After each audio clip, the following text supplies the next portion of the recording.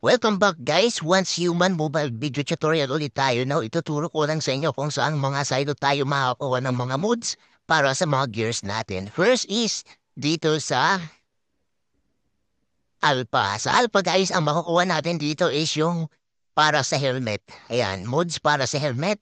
Then next is dito sa um, EX1. Sa Silo X1 ang makukuha natin dito guys ay mask, no?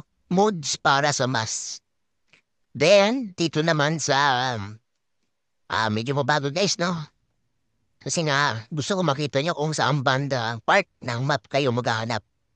Kaya tinagalan natin yan. Dito naman sa taas guys, sa Theta, yung mods na makukuha natin dito guys ay para sa top or chest, no? Top mods guys.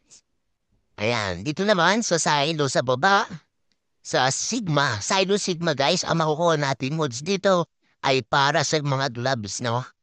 Ayan, gloves. So, ituturo ko sa inyo, yung turo ko sa inyo guys kung saan kayo pwede mag-farm ng mga mods kasi nga, malapit na mag-open yung hard, no? Yung hard na ano. Ayan, dito sa Silo Sai, ang mods na makukuha natin dito guys ay pants. Ayan, pants. Sa Silo Sai.